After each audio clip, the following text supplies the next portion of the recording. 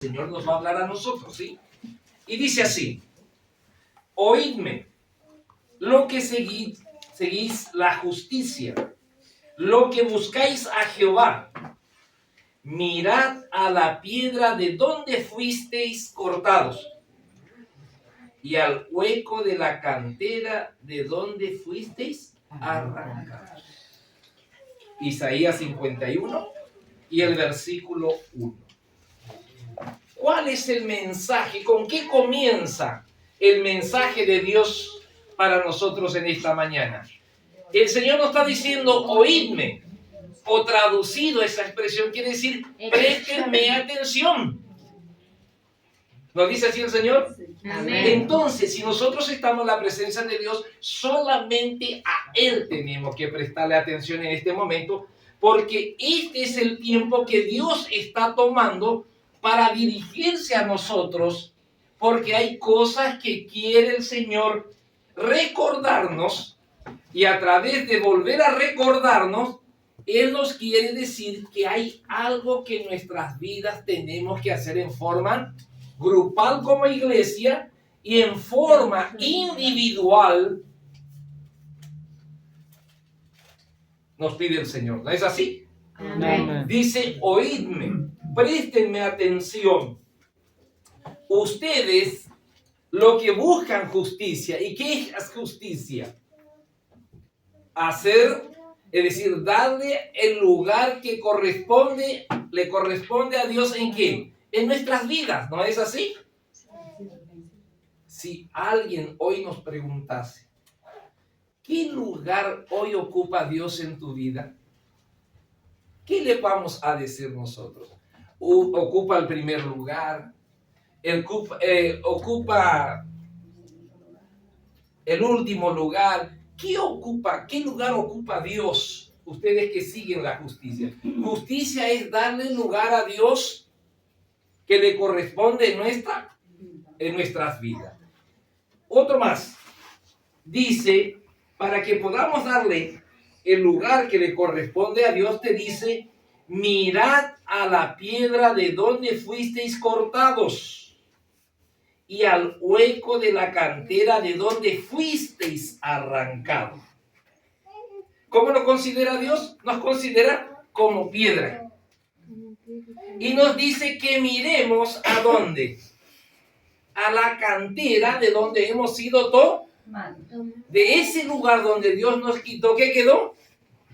Quedó un hueco, ¿verdad? Entonces Dios nos dice: ¿cuál sería la cantera para nosotros en este tiempo? ¿Cuál sería la cantera? Y Dios nos considera que nosotros somos piedras, ¿sí? A ver, ¿me pueden ayudar? ¿Cuál sería la cantera para... Ahora alguien te dice: hermanita, usted que está leyendo, usted que lee mucho la Biblia, acá me dice este versículo de Isaías 51:1, pero yo no entiendo. La esclavitud del pecado. Vamos a preguntar un poquito, es decir, lo que ya sabemos vamos a escuchar un poquito. Si vamos a prestar atención, acá estamos, ¿sí? ¿Cuál sería la cantera para ti? El mundo. Amén. El mundo es la cantera. ¿Y qué eras tú en el mundo? Era una piedra, ¿verdad? Éramos una piedra en el mundo. Pero esa piedra, nosotros, al retirarnos, nuestros padres a apartarse de Dios, comenzó a asumir ¿qué cosa? Las costumbres del mundo. ¿No es así? Y muchas veces nosotros cometemos ese error de que queremos traer las costumbres del mundo e introducirlas dentro de la iglesia. ¿No es así?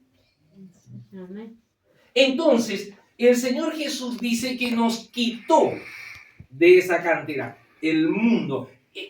Todo ser humano, Dios nos toma, dice, tal cual somos, ¿verdad? A todos los hombres. Y nos trae ¿a dónde? A su iglesia. Y la sierva de Dios dice que la iglesia es el taller de Dios, donde hace pasar a la piedra, a Celso, a Noé, a Facundo.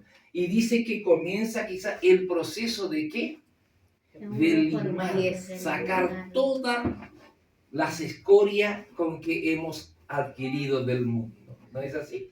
Amén. Por eso hay un pensamiento que se usa en el estudio, dice, hay cosas que aprender y muchas por desaprender. Desaprender. ¿Por qué? Porque traemos el molde del mundo, lo traemos a la ¿dónde? A la iglesia. Y nosotros creemos que a Dios le podemos dar cualquier tipo de adoración, no importa, lo importante es que estemos en la iglesia. Eso no es así. No. Porque Dios entonces no hubiera dicho, hágase todo en orden y decentemente. ¿No le parece? Amén. Si le podemos dar a Dios cualquier tipo de adoración y dejar que todo lo que está bien, no lo podemos decir todo amén, sino que Dios nos trae a corregirnos, ¿no es así, mi hermana? Sí. Entonces Dios nos está diciendo, ¿qué cosa? Nunca nos olvidemos de dónde el Señor nos quitó. ¿Por qué? Vamos a mirar a uno de los grandes hombres, a una eminencia que la Biblia nos habla, y habla de Saulo. ¿Verdad? Ustedes, antes de que Saulo se convierta en Pablo, ¿cómo fue la biografía de Saulo? ¿Era orgulloso? ¿Sí? ¿Era ambicioso? Sí. Orgullo porque él ya dice, si yo tengo de algo de qué volverme a gloriarme, ¿correcto? Yo soy de ese fariseo de fariseo. Soy de la tribu de... ¿Verdad? Él está hablando, y él se siente grande, y encima lo que le hizo muy orgulloso a Pablo era que era un hombre muy inteligente y que había estudiado mucho. ¿Verdad? Pero Dios le dio un tiempo a Saulo, hasta que un día apareció y fue al encuentro de Saulo. Y dice que él respiraba, dice, ¿qué cosa? Amenaza de muerte. Él quería destruir, dice, si lo leen en Hechos 9. A lo de este camino, llevarlo preso, dice, le apareció el Señor. ¿Y qué pasó con él? Con ese encuentro. Si ustedes leen el libro de Hechos de los Apóstoles, dice que ese encuentro dejó una huella profunda en la vida de Saulo.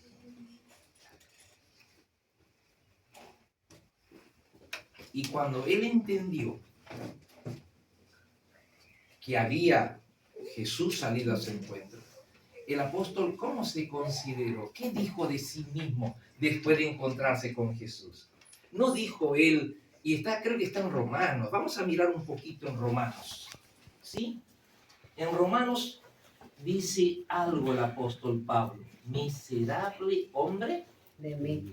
¿Quién me librará De pecado. de este cuerpo de... Bueno. 7:24 de Romanos. ¿Qué dijo él? Miserable de mí. ¿Quién me librará de este cuerpo de muerte?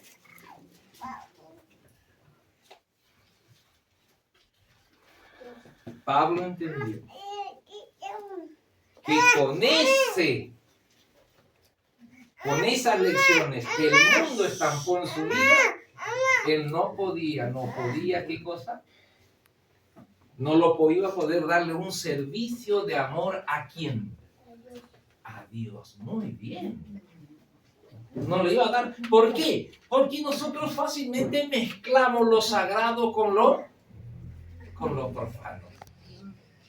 Entonces Pablo, cuando él creía que estaba haciendo bien, al encontrarse con Cristo, al salir de Cristo al encuentro, se dio cuenta de que él estaba sirviendo al enemigo. No estaba sirviendo a quién. Y él se quiso, ¿qué cosa? Se quiso morir. ¿Y a qué conclusión llegó? Que él era un miserable. Porque estaba haciendo cosas contrarias a la voluntad de quién? A la voluntad de Dios.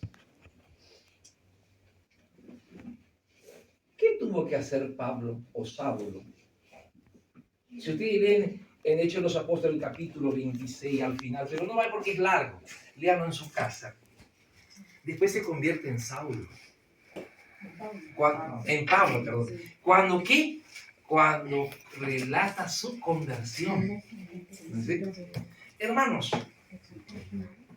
¿qué tuvo que hacer Pablo? Perdón. Si ustedes leen en el libro de Gálatas, ustedes van a encontrar algo interesante. Vamos a mirar un poquito en el libro de Gálatas. ¿Qué tuvo que hacer él? Capítulo 1 dice el versículo 17 y 18. ¿Qué tuvo que hacer cuando él comprendió su verdadera situación ante los ojos de Dios? Saulo estaba en la iglesia, pero Saulo estaba perdido en la presencia de Dios, ¿no es así? Él estaba, y claro, estamos hablando espiritualmente. Y a lo que a nosotros nos interesa ahora es eso, lo espiritual. Nosotros estamos vivos porque respiramos, nos alimentamos, caminamos, pero acá lo que nos interesa es nuestra relación espiritual ¿con quién? Con Dios. ¿Por qué me interesa? ¿Por qué yo ahora lo miro diferente? Por la lección que hemos estudiado en la escuela sabática. ¿No nos ha impresionado el mensaje de esta mañana? Amén. ¿O lo tomamos como una lección más de las muchas que ya hemos recibido y no hemos dado lugar al Espíritu de Dios que haga esa obra en nuestras vidas? Son preguntas que tenemos que hacernos nosotros en esta mañana. ¿Y qué dice el apóstol Pablo? Después que tuvo ese encuentro con el Señor, ¿qué hizo Saulo? Él ya no era el mismo. Estaba inquieto. El encuentro con Jesús dice que trastornó sus propósitos. Comprendió que él estaba lejos de Dios. Y él creía que él estaba sirviendo a Dios. ¿No puede suceder eso con nosotros también en esta mañana? ¿No puede ser que también nosotros nos creamos que estamos sirviendo al Señor cuando estamos haciendo totalmente lo contrario? Hoy es el encuentro, hoy es el tiempo de que tengamos también, ¿qué cosa? Vamos a leer y después lo digo, ¿sí? El 17 y el 18, ya el hermano está, dice, ¿qué cosa? Y dice así, ni subí a Jerusalén a lo que eran apóstoles antes que yo, sino que fui a Arabia y volví de nuevo a Damasco. Después, pasado 3 años, subí a Jerusalén para ver a Pedro y permanecí con él 15 días. ¿Le causó impresión el encuentro con Cristo? ¿Despertó su conciencia? Sí. Pablo se dio cuenta que él no le estaba adorando a Dios, sino que era perseguidor de los hermanos. Por eso que cuando Jesús le pregunta y le dice, ¿por qué me persigues?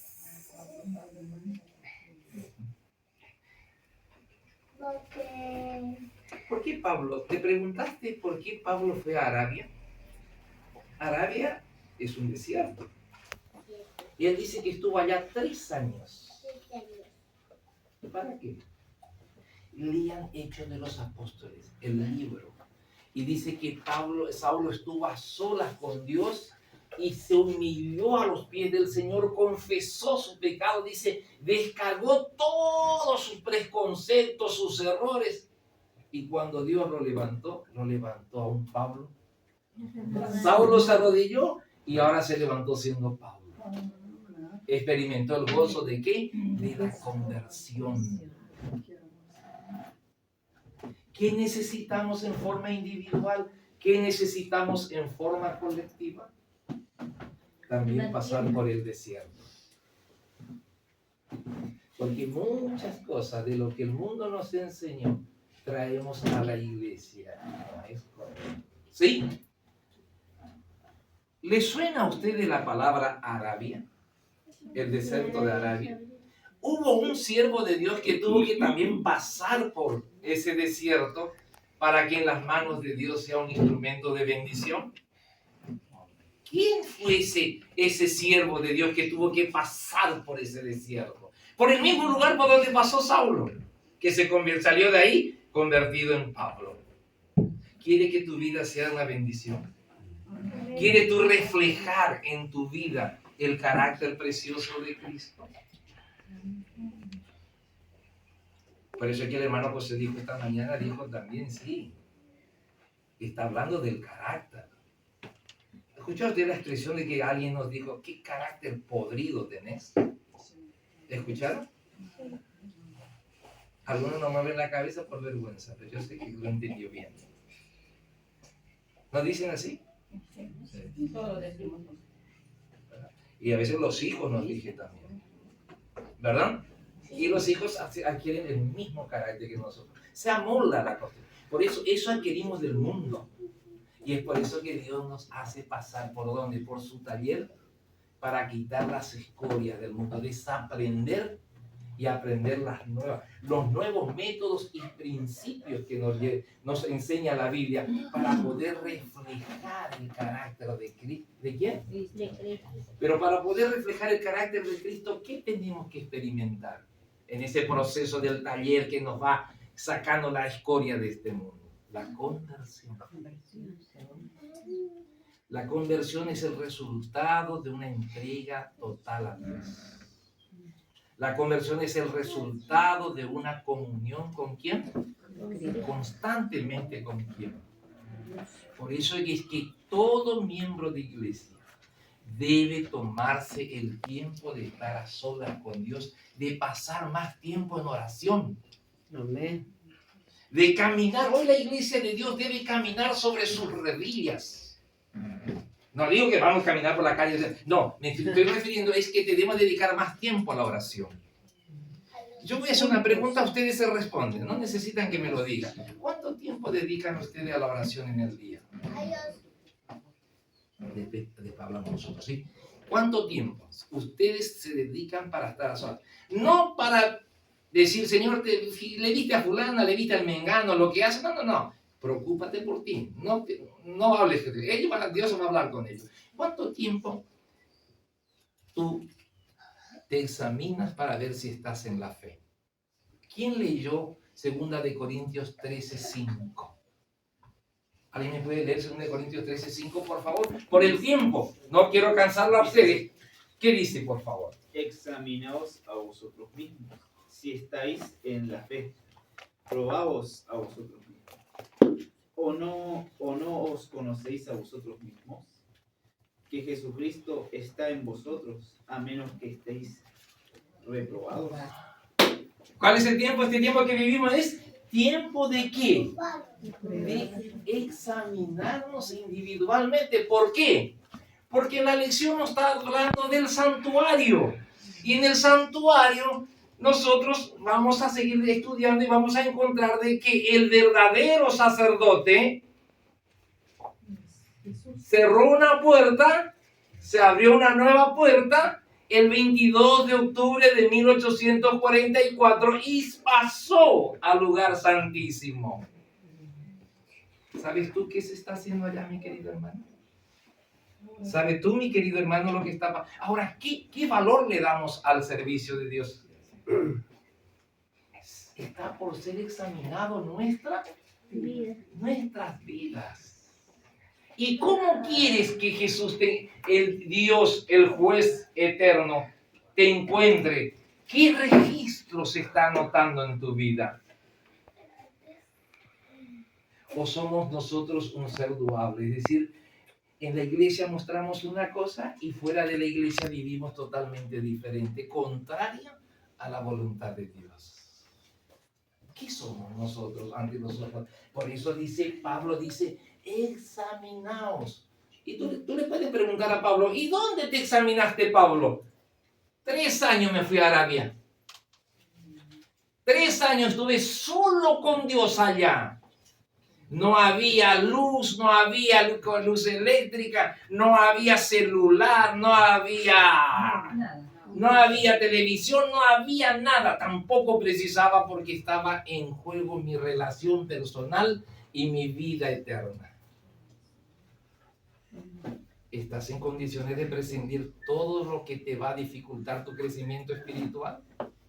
Es la pregunta. ¿Escuchaste? ¿Te aturdió tu oído? Nadie dijo amén. Amén. ¿Escuchaste? ¿Te aturdió tu oído? No. Silencio. Por eso la pregunta, ¿estás dispuesto a prescindir de todo lo que te hace difícil tu crecimiento espiritual? Amén. Pero ese amén es un compromiso con Dios. No, ustedes no se están comprometiendo conmigo, es un compromiso con Dios. Por eso que el mensaje para el pueblo de Dios en este tiempo es: ordena tu casa. Ordena tu vida espiritual con Dios antes de que tu nombre pase en el lugar santísimo. Por eso nos dice: examinaos. Recordad, dice, mirad, dice, la cantera el hueco que hay en esa cantera. ¿De dónde te quitó Dios? Y la pregunta es: ¿para qué? ¿Con qué propósito Dios te llamó? ¿Para que vivamos una vida espiritual superficial? Ahora viene el pensamiento de lo que estaba en la lección hoy, en la introducción. ¿Qué versículo estaba en la introducción de la lección de este día de la escuela sabática? Números. Eco. Allá escuchaste que dijo el número y vos, ¡pum! Número. No. Eco, no. Vamos a leer en Primera de Pedro, capítulo 2, versículo 9. ¿Qué dice Primera de Pedro 2, capítulo 2, versículo 9? ¿Qué nos dice a nosotros? Mas vosotros sois linaje escogido, real sacerdocio, nación santa, pueblo adquirido por Dios, para que anunciéis las virtudes de aquel que os llamó de las tinieblas a su luz admirable. ¿Cuánto sermón podemos sacar de ese versículo? El apóstol Pedro se dirige a sus hermanos y ¿qué le dice? Vosotros sois linaje escogido. ¿Para qué te escogió Dios? La pregunta, ¿para qué me escogió Dios? ¿Para seguir viviendo así? Jesús le dijo a Israel: si estas piedras, si tú no hablas, dice, las piedras hablarán. Dios quiere decir, Dios puede pasar por encima de mí para llamarle a otro que va a cumplir su voluntad. Sí. ¿Sí o no? Amén. Entonces, mis hermanos, vamos a mirar un poquito lo que nos dice acá el apóstol Pedro. Mas vosotros sois linajes escogidos. ¿De qué linaje somos? Porque dice un linaje escogido. ¿Se pusiste a pensar de qué linaje somos? Vamos, ahora estamos dentro de ese pueblo que Dios está preparando. ¿Para qué? Para cumplir una misión. Dice, son real sacerdocio.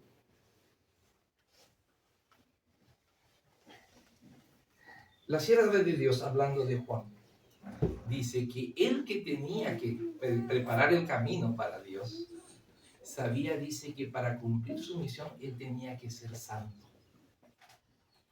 Un mensajero santo. ¿Sabe lo que quiere decir ser santo? Santo es vivir los principios revelados de qué? Bajo la gracia de Dios. Santo es apartarnos de las costumbres del mundo.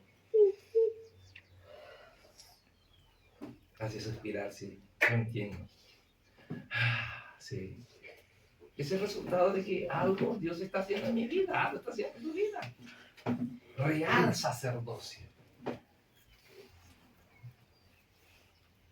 ¿Cómo? ¿Cuál era la misión del sacerdote en el santuario? ¿Cuál era la función del sumo sacerdote de Aarón en el lugar santísimo? Dice la sierva de Dios que cuando Aarón entraba al lugar santísimo, entraba, dice, en representación ¿de quién? Del pueblo. ¿Y cuando salía? Salía en representación de Dios porque alzaba la mano y lo bendecía al pueblo, ¿no es así? Intercedía por el pueblo. Hermanos, Dios te está diciendo de que nosotros somos representantes ¿de quién? representante de Cristo bajo la guerra. ¿Y cómo debemos de ser hoy? Un pueblo apartado de las costumbres del mundo. Cosas nuevas que aprender y muchas por desaprender. ¿No dice así? Pero tuvo que pasar. Moisés también pasó por Arabia. ¿Sabían ustedes? Moisés también pasó. Dice que a veces yo hago las comparaciones. La vida quiere que seamos un nuevo hombre, pero un hombre espiritual, un hombre íntegro al servicio de Dios, un hombre que no necesitamos predicar ni hablar, sino que por nuestras formas de desenvolvernos ante los hombres, como dijo esa mujer que dijo de Eliseo, le dijo al marido que en la tardecita estaban ellos, ¿y qué le dijo? Fulano, yo creo que ese hombre que pasa constantemente por frente de casa es un siervo de Dios. Y si le hacemos una fiestita para que venga a dormir acá, se sienta a nuestra mesa para que comparta el pan, la gente te observa y la gente habla. Tal vez muchos no tendrán el coraje de decirte, sos un falso, sos un mentiroso, hablas del evangelio, pero en tu casa la gente te observa. Si nos consagramos a Dios, nosotros conduciremos a las almas a los pies de Jesús. Si no vivimos a la altura del evangelio, nosotros nos encargamos de cerrar la puerta para que ellos nos vengan a los pies de Jesús. ¿Y cuál será el resultado? ¿Podrá decir Dios, bien, buen siervo fiel? Eso queremos escuchar, ¿verdad? Amén. Hermanos queridos, el tema del santuario es un tema inagotable. Nos hace comprender la realidad, nuestra propia realidad, nos hace comprender el tiempo en que vivimos y nos invita a que nos apuremos, porque lo que dejas de hacer hoy, tal vez mañana ya pueda ser demasiado tarde. Dios nos bendiga a todos en iglesia por Jesús. Amén. Amén.